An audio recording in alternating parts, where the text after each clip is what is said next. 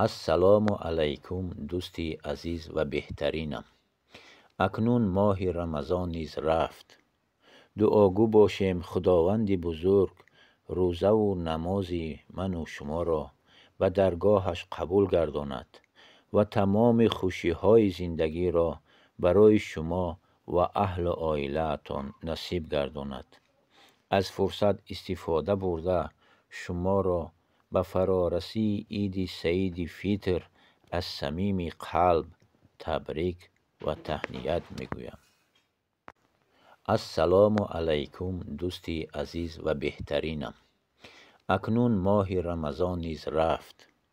دعاگو باشیم خداوند بزرگ روزه و نماز من و شما را به درگاهش قبول گرداند و تمام خوشی های زندگی را برای شما و اهل عائلتان نصیب گرداند.